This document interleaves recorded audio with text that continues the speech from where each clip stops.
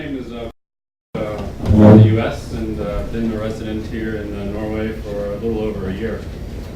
In the U.S., I ran a small charity for 10 years, and it was not a foreign aid type organization. It was a local regional charity. So with that, I had some of the same background of dealing with politics in the local area and donor support and how that pushes you around a little bit. So that's sort of my perspective and where I'm coming from. One thing, first observation I made when I came here, because of my background, was the number of aid organizations that are in Norway and particularly in Oslo. And I was my first thing was, why? And that's just an amazing amount of numbers. And I was very surprised by that. And why I'm here today is coming back from the US in January, there was a group of Norwegian journalists sitting behind me on the airplane coming back from Haiti. I won't say which organization they're from. And the discussion turned into how they had never seen it so bad in Haiti, with competing aid organizations fighting among each other for airtime and really compromising what they thought. And these guys were there for 3 weeks, compromising the whole mission. And they said, we hadn't seen it this bad. In Thailand or the tsunami, it wasn't quite this bad, but it's really getting bad these days. And I said, that's the story. I said, am I going to read that story or see that story? And he said, no, that wouldn't run. And so my question is, has the aid organizations and humanitarian organizations, especially those funded by government support, become instruments of foreign policy driven by the political ideologies or political agendas of the particular governments that support them? And coming from the U.S., we're as guilty as anybody else in this type of behavior, maybe worse than everybody else. But and have the mistakes of the last century, particularly in regards to Africa, as far as the developing countries going in and screwing things up, now happening again in this century, in this time, but under a different pretext or a different name. And that's kind of my question. Thank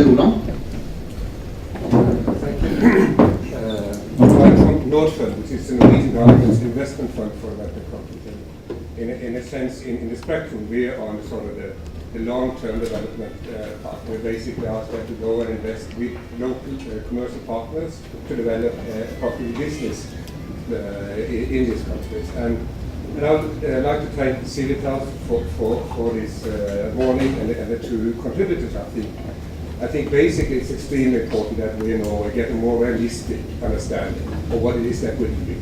We're going into these poor countries with piles of greenbacks. You're coming there with a lot of dollars and start spending them in circumstances that we very often doesn't understand. And I think that's exactly what the two contributors have illuminated. I think we need a more realistic understanding of how difficult that is and all the challenges that we meet on the ground. I'd like to add a couple of comments to Beck Nilsson, because I don't fully agree with him. And starting with this proposition that Africa's problem is basically lack of political stability and wars. Well, that was the case. That was the case in the 80s and 90s. That is far less the case today. It's not that political stability is still an important issue in some countries, and there are also pockets of war, but far less. To me, Africa's problem today is that we are patronizing still, as you said. We basically don't take Africa serious, as you would. We think of Africa as a place where we can go and sort of play around with our ideas. And if you look at Africa today, well, Africa today is a much better place than 10 years back. The economy is growing. A country like Uganda, as you mentioned, I mean, it's close to a success story. If you look at the number of small and medium-sized enterprises that are mushrooming, how is in Kampala there's a growing middle class, which is basically the backbone of any society that is stable over the long term.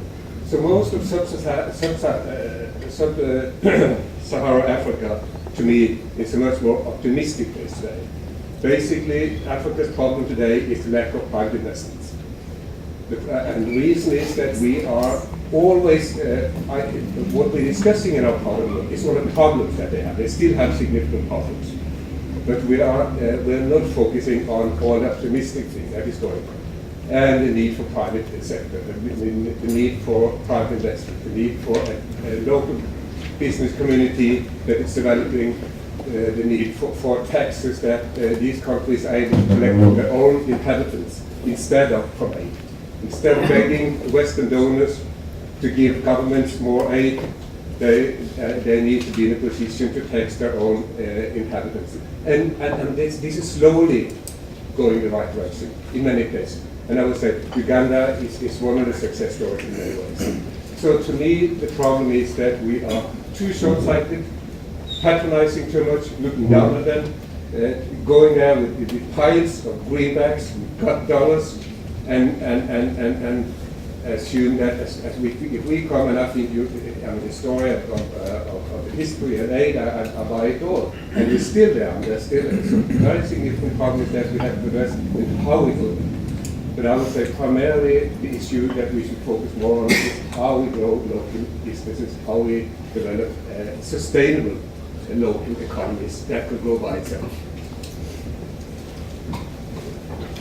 I think we'll have a couple more comments before I give you the opportunity, and then we will return because I see that there's a rather high number of people showing their hands. I did see someone over here. Yes, please. Thank you.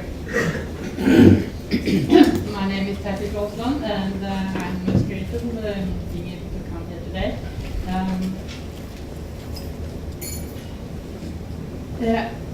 My background is when I still worked ages ago. I was partly research in Africa and later in the Ministry of Foreign Affairs, dealing with support and collaboration in research.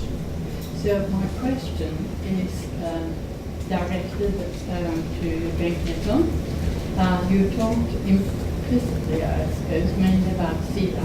SAREC does not exist any longer as it used to be, but it's still something. And I would like to know whether you studied SAREC's activities also. I was very much provoked by your. Am I not speaking? It's rather. Okay.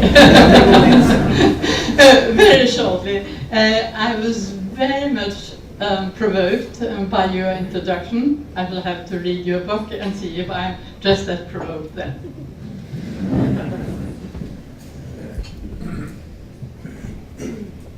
In the back, with a more academic approach, maybe? Let's hear.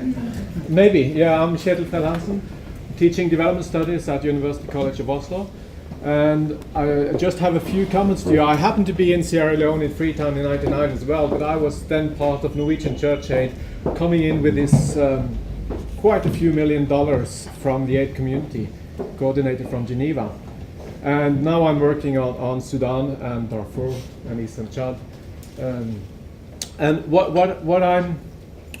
my comment is only that when listening to you, it seems like if you have no trust in anyone, and if you don't trust anyone, you can't do anything in the world. You can't do anything in Norway, you can't do anything in Holland or Sweden, you can't do anything in any African country if you don't trust people. It seems as if your arguments are that everyone is acting only on their own behalf for selfish reasons to gain as much as possible for themselves.